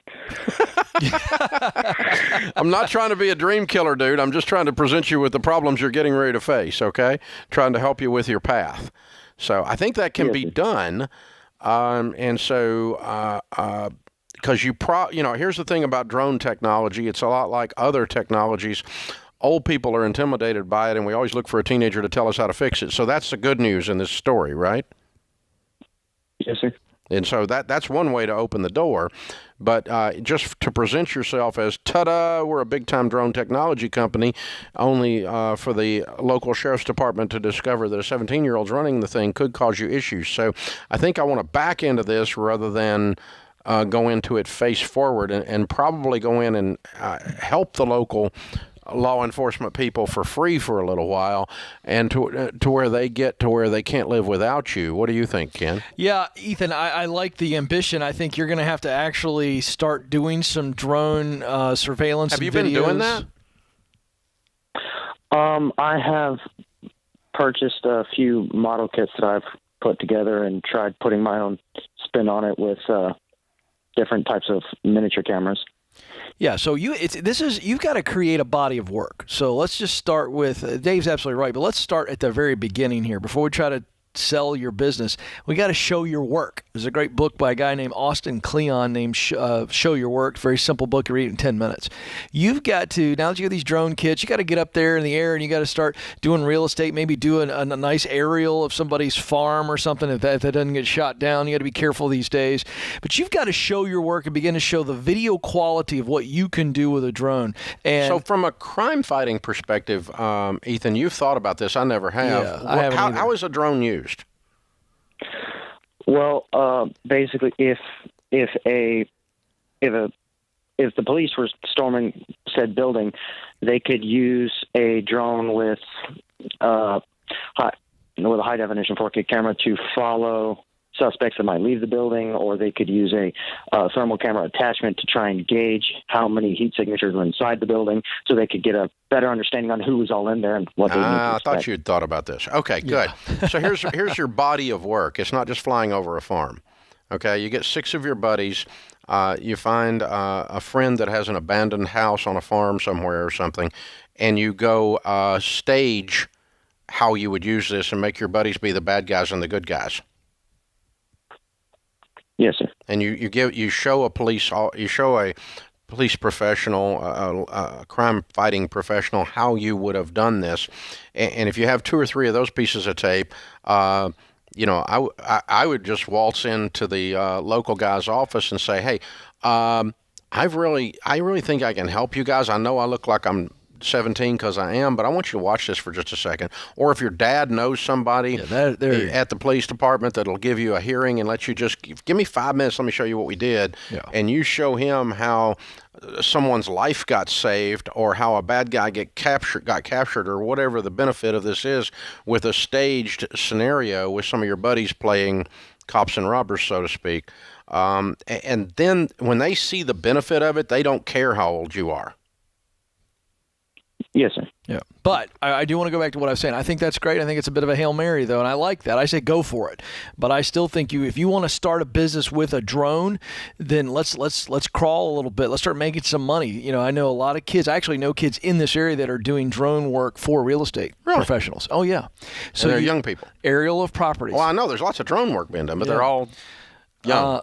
One kid's 24, another kid's 19. You know, Okay, I'm saying right. I want him to just start making some money with drones, period, while he's doing the same thing. While you're trying to do this highly sophisticated crime-fighting drone Yeah, thing. because the only question mark I have for you, Ethan, and I have for myself is, do most sheriff departments, I mean, how widespread is the usage of drones right now? I don't know either. I don't know. I think your metropolitan areas, though, they do it. It's a cool thing, yeah. So, A, build a body of work. B, try to find a contact through a friend that will give you a hearing. C, go make some money in something that's not necessarily crime fighting with drones to prove that you have a business, and use all of that as you beginning to build your entrepreneurial experience. I'm with Ken. I love your ambition. I just want you to fight through the troubles. So, Ethan, the reason I ask a question like that is this. 3 weeks after I turned 18 years old, I got my real estate license. 3 weeks later, I sold my first house to a guy I knew from high school. And he was the only one that would talk to me about a house. Right. Because I was 18 years old. Who buys a house from an 18-year-old kid, It's right? a very good point, yeah. And so I spent the next 4 years of my life while I was in college selling real estate, fighting the uphill battle of being an extremely young real estate agent. And I've laughed about this before, but I grew out a mustache, my little Tom Selleck mustache back in those days, Magnum PI. I got to get my hands on one of those picks. You got to get that pick. And I had the disco suit because disco was big. It's the only suit I had. I didn't have a real suit. Bell bottoms? Well, sort of, but they're kind of John Travolta look, you know. Okay, all right. And so I'm out showing houses with my Tom Selleck mustache and my... You know, but I still sold some houses because I was like Ethan. I was ambitious, and I was just going to scratch and claw and make it happen. And the experience was valuable, but I was so sure of myself, that would be an understatement. Yes. That it never occurred to me that this was going to be an uphill battle to get people to buy houses from an 18 or a 19-year-old young person. And it was a huge battle. And so... I just, and you know, people try to tell me you can't do it, and I did it anyway. So I'm not telling you can't do it, Ethan. You can do it anyway. But I don't want you to miss the fact that, because sometimes guys that are into technology, they think the technology is going to make the sale for them, and, you know, they've got to know who's running the freaking drone back there. Yeah, you got to show your work. Now, again, if you show your work and your work is good, you're eventually going to get some yeses, and there will be people who always discount your youth. So what do you have to do? Dave just said it. You got to show that, hey, this is the quality that I can do. And here's why I want you to just do any job you can with a drone right now. I want you to get some momentum. I want you to get some momentum in the form of money. When in the you bank. go in the sheriff's department and say, I'm already making good money doing this, this, and this, but I really have a bent for this crime thing. Yeah. And, you know, it's not like you're my first client. That's right. You know, you're my 18th client. You're just my first crime-fighting client. I love the long pass, the Hail Mary. Go for it. But don't put all your eggs in that basket. You know, offer to help them for free. I can't say that enough. You're exactly right. Yes. You know, if you're making money over here doing real estate or whatever, dronage, right? Dronage. There you go. I love There's that a whole you just new came thing. up with a whole new Just word. came up with a whole new word. Dronage. But anyway, you're over there making money doing that, and so you can afford to go into a live crime situation and help them and prove your worth and do it for free 2 or 3 times. Then they will get you into their little government budget to keep you around, and you may have just started a big, hairy deal. That's pretty cool. Yeah. I love the idea. Very fun. I just don't know much about it, so I fumble around. I wander through the questions. No, you didn't fumble, Dave. You created a whole new industry. It's called dronage. Dronage. That's it.